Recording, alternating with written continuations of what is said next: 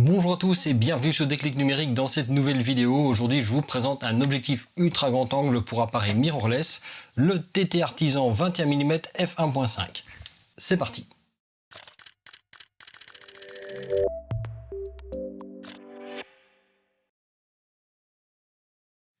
Le TT Artisan 21 mm f1.5 est donc un objectif ultra grand angle pour appareil mirrorless disponible en monture Sony, donc en monture FE, disponible en monture Z pour Nikon, en monture RF pour Canon et en monture L pour Panasonic, Leica et Sigma.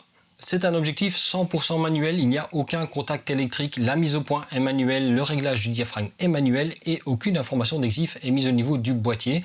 C'est tout simplement là que sont faites les économies pour arriver à un prix qui reste somme toute très abordable, puisque la version Sony, notamment la moins chère de la série, tourne aux alentours des 250 €. Ça monte jusqu'à 260, 270 € selon les montures. Mais en tout cas, donc, ça reste quand même un prix très abordable pour un ultra grand angle qui ouvre quand même à f1.5. Comme tout ultra grand angle, il a une lentille qui est quand même relativement bombée. L'avantage, c'est qu'il est fourni avec un adaptateur que vous allez pouvoir visser sur la corolle. Cet adaptateur a d'ailleurs un bouchon. On peut donc laisser en permanence l'adaptateur sur l'objectif. Une fois que vous avez mis l'adaptateur, celui-ci est muni d'un filet de 72 mm qui vous permet d'y fixer n'importe quel filtre standard, que ce soit des filtres circulaires ou d'ailleurs des systèmes de porte-filtres. L'avantage d'employer un filtre de 72 mm sur une petite lentille de cette taille-là, c'est tout simplement que vous n'aurez aucun problème de vignettage. Côté utilisation, l'objectif est très agréable, certes un petit peu lourd, mais comme il est très compact, en fait le poids est ramené au niveau du boîtier, donc ça n'empêche vraiment pas l'utilisation, je le trouve assez stable à utiliser. La bague de mise au point est souple, elle est précise, elle résiste un tout petit peu, ce qui est bien pour faire une mise au point assez précise et moins délicate à l'aide du focus picking au niveau de l'appareil. La bague de réglage du diaphragme fonctionne sur base de demi-stop, donc ça c'est juste une petite information à savoir. Et sinon à part ça, il n'y a rien de particulier au niveau de l'utilisation de cet objectif, c'est vraiment un objectif tout ce qu'il y a de plus basique au niveau de sa construction, mais très robuste parce que construit entièrement en métal. Côté qualité optique, à f1.5, il faut le dire quand même, c'est un petit peu mou. C'est pas mauvais, c'est pas flou, mais ça manque un petit peu de netteté quand même, surtout sur les bords. Dès qu'on ferme à f2, f2.8, là on arrive quand même à quelque chose de très correct. À f2.8, je trouve vraiment que la netteté est très bonne, et la netteté est très bonne jusqu'à f11. À f16, on voit un petit peu de diffraction apparaître. Il y a de la déformation qui est présente, c'est quand même un ultra grand angle, mais elle est relativement bien maîtrisée, elle est assez discrète tant que vous n'avez pas des éléments trop rectilignes au niveau des bords du cadre. Et ce n'est pas une déformation en barillet, etc., c'est une espèce d'un petit peu d'étirement vers l'extérieur.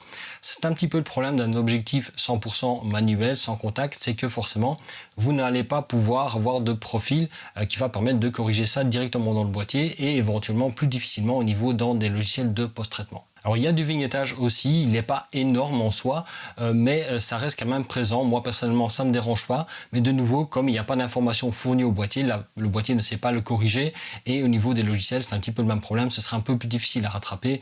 Ça n'empêche que dans Lightroom ou Capture One, un filtre radial et le problème est réglé. Donc globalement c'est un objectif qui est bien construit, qui est solide, avec une qualité optique correcte, pas parfaite, loin de là d'ailleurs, il y a quand même pas mal de petits défauts, mais ça n'empêche que le rapport qualité-prix est quand même au rendez-vous. Trouver un 21 mm f1.5 à moins de 300 €, c'est quand même pas hyper courant, surtout quand on a affaire à un objectif qui donne quand même une impression de fiabilité quand on le tient en main. Et forcément avec le petit bonus, l'adaptateur qui vous permet de mettre des filtres dessus.